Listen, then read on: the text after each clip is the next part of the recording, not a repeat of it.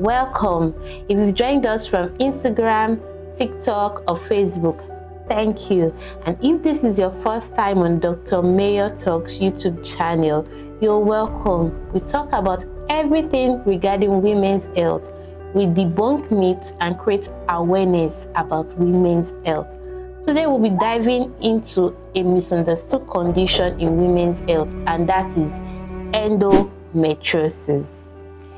So at the end of this video, you will understand what is endometriosis, who is at risk, why the delay in the diagnosis, what is the treatment option, and is there a cure, what are the fertility concerns, and then we will debunk common myths about endometriosis. Endometriosis is when the endometrial lining of the uterus is found growing outside of the uterus. This is commonly seen on the ovaries, the fallopian tube, bladder, bowels, that is the small and large intestine.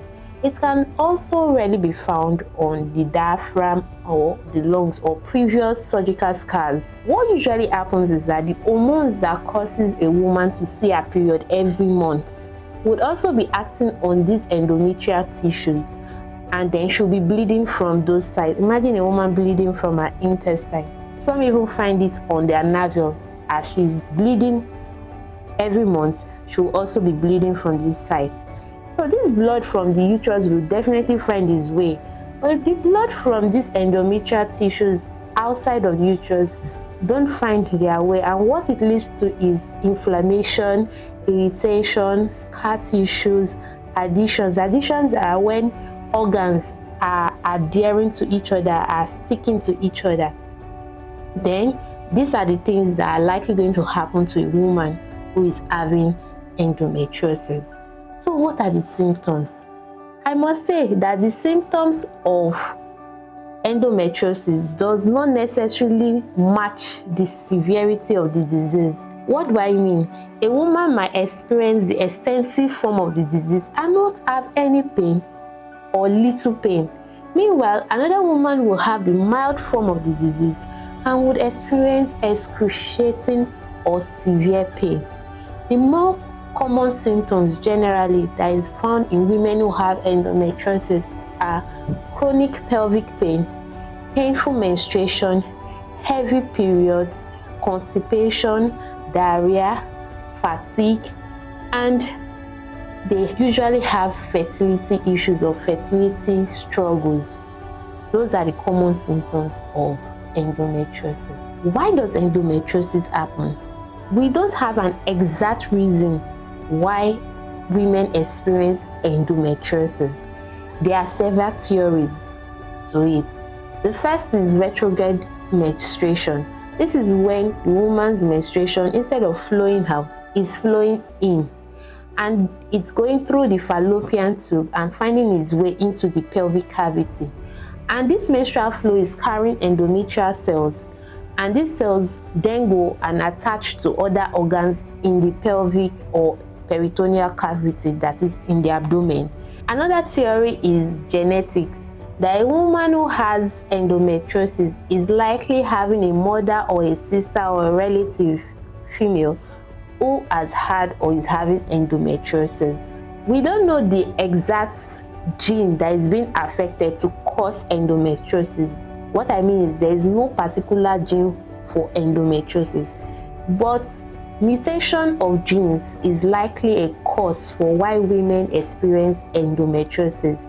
When mutation occurs in genes, signal sent to these cells might make these cells read it as though they should become endometrial cells, which brings me to the next theory, the theory of metaplasia. This really explains that some cells of other organs, like for example the ovaries, decides that I don't want to be an ovarian cell anymore. I would like to be an endometrial cell. What it means is that those cells of other organs start to transform and have characteristics or similarities with tissues of the endometrial lining. That is another theory. Like I said, there is no specific reason for endometriosis. It's just a combined factor that could predispose a woman to having endometriosis. Which brings me to diagnosis. Some women are not diagnosed on time because most of the symptoms of endometriosis are similar to some other gynecological conditions, e.g. fibroid. They also present with severe pelvic pain during their periods and every blood loss. And some women don't even have symptoms. The diagnosis of endometriosis usually starts from listening to the woman, her story. Menstrual history will be taken, family history, and fertility history will be taken. We could also perform an examination, that's a pelvic examination, on the woman. There are investigations to be done that can evaluate a woman or diagnose a woman to be having endometriosis. We usually start with a pelvic ultrasound scan. Pelvic ultrasound scan is not the definitive investigation to diagnose endometriosis. However, it can help us exclude some other causes of severe pain, heavy bleeding, generally symptoms that might look like endometriosis but are not as a result of endometriosis. For example, fibroid. Also on the scan, there's a possibility of seeing endometriomas on the ovaries. Endometriomas is just endometrial tissue found within the ovaries. It will further give the doctor an high index of suspicion that this woman has endometriosis. You could also be asked to do an MRI scan. However, the definitive diagnosis of endometriosis is done with laparoscopy. It is a minimal invasive procedure and it entails a camera going into your abdomen through a minor small incisional hole, and the aim is to see and view that there are lesions or there are no lesions. And if lesions are being, when I say lesion, I mean endometrial-like tissues seen in organs around the uterus or outside of the uterus, will be cited, and then peradventure biopsy will be taken. Biopsy is when these lesions are cut, a little of it is taken for us to go and view under the microscope that what exactly is this.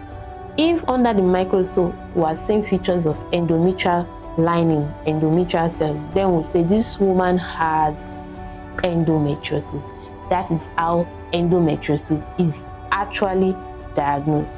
So you see how many people get to do laparoscopy to diagnose endometriosis. That is one of the awareness I want us to take away from this video. That severe pain that is not controlled, you are having it every month. Have you done a laparoscopy?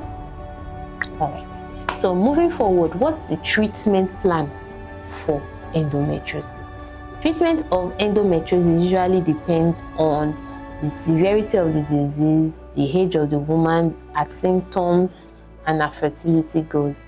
The methods of treatment are giving or offering her good pain relief when she's on her period or before the pain starts. We could give NSAIDs like ibuprofen. But a woman who has ulcers, it's only when necessary we would want to offer NSAIDs, but we'll give alongside with antacids and omeprazole such that our ulcers are not badly triggered. Also, hormonal therapy can be given, and the aim of this is to reduce or slow menstruation, which in turn will slow down the activities of endometriosis. We could give her a combined oral contraceptive pill. We could give her progesterone only pill. We could also give hormonal intrauterine device will be inserted in the uterus to prevent menstruation. So we can also give gonad releasing hormone agonists or antagonists in selected cases. Surgery can also be done with laparoscopy, whereby the lesions, when sighted via the laparoscopy, they are being destroyed and excised. This will help reduce the woman from having symptoms that arises from the endometriosis. However, it can reoccur even after laparoscopy has been done. Fertility treatments can be offered to women who are trying to conceive and who have endometriosis. We could give them assisted reproductive technology, that's IVF. However, some women, after the treatment of pain relief hormonal therapy, conceive naturally on their own. We'll be talking about the common myths of endometriosis. The first common myth about endometriosis: menstrual pain is normal. First, you just may be dealing with endometriosis. Check it out. Check that menstrual pain out. Myth 2: pregnancy will cure the endometriosis. When you get pregnant, the pain will get better. No. First, pregnancy does not cure endometriosis. Myth 3: when you take out the womb, when hysterectomy is done, you will be free of endometriosis. That is not appropriate, and that is false. Because taking out the uterus does not mean you've taken care of all the endometrial lesions that are outside of the uterus. Then, the final myth is you're exaggerating the pain. It's not that painful. The pain from endometriosis is enormous. It's much. They are really in pain. So we've come to the end of this video. But however, I would like us to go away with this final message.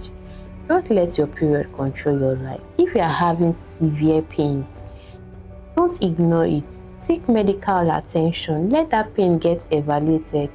Early diagnosis could help improve your quality of life, preserve your fertility, and give better outcomes. If you are in need of a private, confidential consultation with Dr. Mayo Talks, I'll be leaving in my bio a consultation link where you can get across to me and I'll be attending to you. Remember, Dr. Mayo Talks. Please share this video, share these videos, like, subscribe, and share.